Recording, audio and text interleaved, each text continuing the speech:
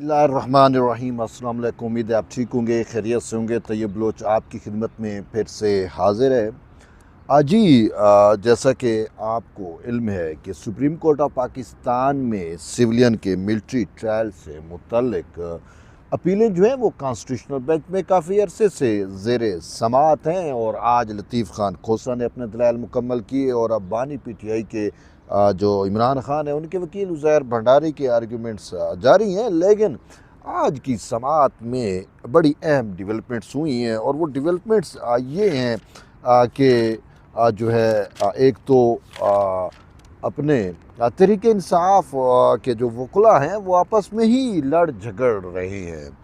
और जैसा कि आपने देखा ओवरऑल कि ख़ुद PTI जिस तरीके से शिकस्त व रेख्त का शिकार है, इंतशार का शिकार है, कोई यकसुई नहीं है, कोई नज़रिया नहीं है, कोई तो आपस में लड़ भेड़ झगड़ रहे हैं। तो वही चीज़ें जो हैं वो हमें सुप्रीम कोर्ट तक ही में नज़र आ रही हैं, बेंच में नज़र आ रही हैं, उसकी समाअत के दौरान नज़र आ रही हैं कि तहरीक ये जो सिविलियन का मिलिट्री ट्रायल है बेसिकली अब PTI उसके हम नवाज सारे वकला चाहते हैं कि जी वो 9 मई के जो इंतशारी हैं, जो फसादी हैं, जिन्होंने GHQ पे हमला किया, जिन्होंने कोर कमांडर हाउस पे हमला किया, उनको जो है उनकी जान बख्शी कर दी जाए, उनका मिलिट्री ट्रायल ना हो, ये ना हो, वो ना हो, उनके बुनियादी इंसानी हकूक़ का तहफ़्फ़ुज़ किया जाए, फ़लाँ किया जाए, फ़लाँ किया जाए। जब उन्होंने मुल्क को आग लगाई तो उन्होंने तो नहीं देखा कि भाई जिस रियासत को हम आग लगा रहे हैं यही रियासत ही तो हमारे बुनियादी इंसानी हकूक़ का तहफ़्फ़ुज़ कर सकती है। और ना ही रियासत ना ही रियासती इदारों की तकरीम का वो एक रेड लाइन जो वो सब कुछ क्रॉस कर गए, अब उनको बुनियादी इंसानी हकूक़ याद आ रहे हैं। तो बहरहाल बात यह है कि उनके ट्रायल का मामला है, बड़ा अहम और संजीदा किस्म का मामला है, लेकिन उसमें PTI जो है उसकी गैर संजीदगियाँ इंतहा पे हैं। अब मैं आपको बताता हूँ कि आज जो है सुलेमान अकरम राजा को देखें। सुलेमान अकरम राजा PTI के जनरल सेक्रेटरी हैं, बड़ा अहम ओहदा है। सेक्रेटरी जनरल बड़ा अहम ओहदा होता है किसी भी पॉलिटिकल ऑर्गेनाइजेशन में, किसी भी उसमें। दूसरी साइड पे एतजाज़ एहसन साहब हैं जो PTI के बड़े हमनवा हैं और वो कहते हैं मैं ज़मान पार्क के मकीन का जो है वो हमसाया हूँ, मेरी इतनी। और इसके लिए मोअज़्ज़ज़ एतजाज़ एहसन ने अपनी पार्टी के ख़िलाफ़ चले गए, बिलावल के ख़िलाफ़ चले गए, ज़रदारी साहब के ख़िलाफ़ चले गए। बहरहाल मैं एतजाज़ एहसन को ये उसका आज मैं चूँकि ज़िक्र हुआ है तो मैं बताऊँगा कि उन्होंने क्या कुछ किया है। लेकिन एतजाज़ एहसन जो है वो हमेशा हमें पीपल्स पार्टी की फ्रंट रो में वो नज़र आते हैं, बड़ी जगहों पे नज़र आते हैं। और अभी भी chairman Pakistan Peoples Party Bilawal Bhutto Zardari के शायद वो बड़े पसंदीदा हैं। लेकिन सदर आसिफ अली ज़रदारी ने तो उनके बारे में कहा था कि एतजाज़ एहसन ने जो है वो मुझसे वो गलती कराई है जिसका खमियाजा हमें बाद में भुगतना पड़ा। उन्होंने कहा एतजाज़ एहसन ने मेरा बाजू मरोड़ के यहाँ पे जजेस बहाल कराए थे, इफ्तिखार चौधरी और वो सारा कुछ। फिर उसके बाद जो कुछ हुआ वो भी आपके सामने है। तो ये वही एतजाज़ एहसन है। तो आज एतजाज़ एहसन सुलेमान अकरम राजा से लड़ पड़े। उन्होंने कहा सुलेमान अकरम राजा मेरा वकील है और मेरी हिदायत के बगैर इसने जो है वो जस्टिस मुनीब अख्तर के फ़ैसले पे तनकीद की है, उसको कहा उसके फ़लाँ फ़लाँ पैरे जो है वो दुरुस्त नहीं है। उन्होंने कहा मैं जस्टिस मुनीब अख्तर के फ़ैसले को जो है वो ओन करता हूँ, ये मेरा वकील मुझसे हिदायत लिए बगैर वो किया है तो मुझे इस पर एतराज़ है। और सुलेमान अकरम राजा ने कहा मैं आपका तो वकील नहीं हूँ, मैं तो जो है वो एक जो यहाँ पे एक पटिशनर हैं इज़म जुनेद हैं गालबन उनका नाम, कि मैं तो उनका वकील हूँ, आपकी मेरी हिदायत से क्या मुराद है, मैं आपकी हिदायत का पाबंद हूँ। ये उनकी आपस में लड़ाई हुई है। तो बहरहाल फिर एतजाज़ एहसन ने एक और भी नुक्ता उठाया। उसने कहा कि देखिए जी ये केस जो है वो साबिक़ चीफ जस्टिस जवाद ख्वाजा के नाम से क्यों जाना जाता है, मेरी पटिशन तो उससे पहले की है, नंबर तो मेरी पटिशन पर लगना चाहिए था और मुझे ही जो है वो टाइटल यही होना चाहिए कि Aitzaz Ahsan versus federation of Pakistan. तो ये Jawad Khawaja versus federation of Pakistan कैसे आ गया? अब ये वकील है यार, छोटी छोटी बातों पे, ठीक है भी वो तारीख में मेरा नाम रहे कि एतजाज़ एहसन के नाम से एक केस था। तो ये एतजाज़ एहसन ने कहा मुझे ये भी एतराज़ है कि मेरी दरख्वास्त पे नंबर पहले क्यों नहीं लगा और मेरे नाम से केस का टाइटल क्यों नहीं है।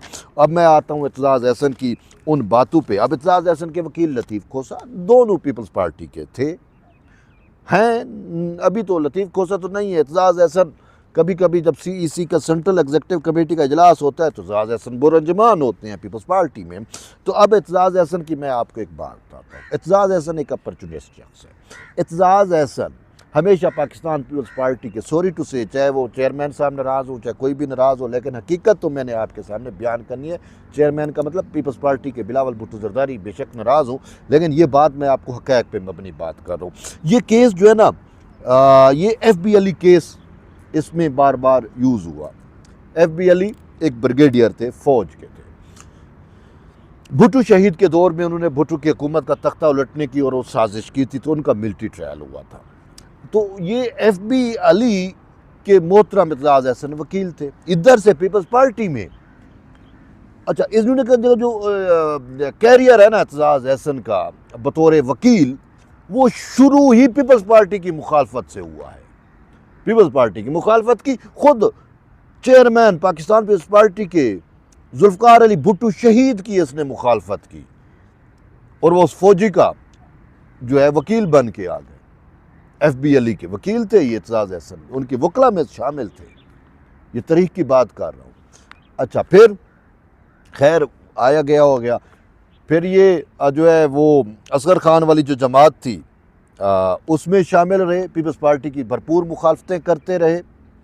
अच्छा, फिर ठीक है, बीबी के क्लोज आ गए, बीबी ने इसको बहुत सारी वो किया, तो उसके बावजूद मुझे इत्ज़ाज़ अहसन का कोई बड़ा वो बताएं जो पीपल्स पार्टी के को जुडिशरी में या किसी जगह पे फेवर दी हो। सदर जरदारी इफ्तिखार चौधरी को बहाल नहीं करना चाहते थे। वो जरदारी का अपना एक विजडम है, वो समझते थे कि इन्होंने क्या क्या गंद करना है, लेकिन इत्ज़ाज़ अहसन ने अदलिया बहाली तहरीक में बढ़ चढ़ के और बकौल जरदारी इन्होंने मेरा बाजू मरोड़ के मुझसे ये गलत फैसला कराया, जिसका खमियाजा पूरे पार्लिमान ने भुगता, और उन्हीं जजेस ने बैठ के जिस तरीके से मुंतखब वज़ीर आज़म को घर भेजा, इफ्तिखार चौधरी के दौर में नहीं भेजा गया था गिलानी को, फिर नवाज शरीफ, और ये वही लेगेसी है ना कि वो जुडिशल कमीशन 18वीं तरमीम पे ब्लैकमेल करके जजेस अपॉइंटमेंट, जुडिशल कमीशन अपने पास रखना, तो ये सारा गंद किया कराया इत्ज़ाज़ अहसन का था। वरना जरदारी साहब जो अपने विजडम पे जा रहे थे तो ये सारी चीज़ें ही ना होती। ठीक, अब फिर यहाँ पे भुट्टो शहीद के रेफरेंस में इत्ज़ाज़ अहसन पेश हुए, इनको अदालती मुआवन मुकर्रर कर दिया। चेयरमैन ने भी समझा कि जी बड़ा वकील है तो ये कुछ अच्छा ऐड करेगा, चे जाया के अदालती वक्त का भी ज़िया किया। और फिर जो अहम नुक्ता था कि क्या शरई तौर पर भुट्टो शहीद की को जो सज़ाए मौत दी गई है वो शरई तौर पे कुरान व हदीस की रोशनी में शरई तौर पे कैसे है, ये इस आर्गूमेंट पे इस पे इत्ज़ाज़ अहसन गोल कर गए, और वो नुक्ता आज भी खाली चला गया। उस पर बेंच ने कोई वो नहीं किया, उन्होंने कहा मैं इस पे आर्ग्यू नहीं करूँगा, तो उसमें भी डंडी मारी। अच्छा, उसमें भी डंडी मारी, और फिर पीपल्स पार्टी के बुनियादी असूलों के भी ख़िलाफ़ है इत्ज़ाज़ अहसन गया। और फिर पीपल्स पार्टी आइन की मुहाफ़िज़ है कहते हैं, समझते हैं, और वो खालिक, और ये सारा कुछ आपके सामने है। तो आइन के आर्टिकल 63A वाला जो मैटर था, अब हुआ क्या है, जरदारी फार्मूला तरीक़े अदम एतमाद की कामयाबी के बाद जरदारी फार्मूले का इतलाक़ था। पंजाब में जरदारी फार्मूले के तहत हुकूमत बन रही थी, तो उस टाइम जनरल फैज़ और ये लोग एक्टिव हुए, और इन्होंने जस्टिस मुनीब के ज़रिए आर्टिकल 63A में दर्जी पुना करा दिया, रीराइट करा दिया, उसको रीराइट करा दिया। वो फ़ैसला गलत था, बाद में काजी साहब ने उठा के फ़ैसले को बाहर फेंका, और यही बात सुलेमान अकरम राजा ने की कि मुनीब अख्तर का फ़ैसला गलत था। लेकिन आज इत्ज़ाज़ अहसन फिर खड़े हो गया कि नहीं, मुनीब अख्तर का फ़ैसला दुरुस्त था, ये सुलेमान अकरम राजा ने गलत कहा। ठीक है, अब भाई ये वो, अब इसको पीपल्स पार्टी के ये सीनेटर रहे हैं मोहतरम इत्ज़ाज़ अहसन साहब, मोहतरम इत्ज़ाज़ अहसन साहब पीपल्स पार्टी के सीनेटर रहे हैं, और ये शख्स कह रहा है कि आइन के साथ दर्जी पुना किया गया वाला फ़ैसला मुनीब अख्तर का फ़ैसला दुरुस्त था। अब पीपल्स पार्टी के मैं किसी बंदे से पूछता हूँ, चेयरमैन साहब आप बताएं, आपने फिर भी इस शख्स को कैसे कितना इतना प्यारा क्यों किया हुआ है? बात यह है कि जो आपके बुनियादी जो आइन में दर्जी पुने को जो है वो जायज़ करार दे रहा है, दुरुस्त करार दे रहा है, और जरदारी फार्मूले के ख़िलाफ़ जो आइन के ख़िलाफ़ दर्जी पुना हुआ था उसको ये दुरुस्त करार दे रहा है। मुझे समझ नहीं आती। तो बहरहाल ये एक चीज़ है, मैंने कहा आपको थोड़ा वजाहत कर दूं, और ये आपस में लड़ते रहे। और फिर वकील अपने लतीफ़ खोसा के दलाइल शुरू हुए, तो उनके पास दलाइल कम थे। अब लतीफ़ खोसा पता नहीं दूर की कहीं से लेके आ गए जी, वो जो मिलिट्री एक्ट के अंदर 21D1 है ना, उससे बांग्लादेश बन गया, अलग हो गया, मुल्क टूट गया। अब पता नहीं यार एक शिक से मुल्क कैसे टूट सकता है।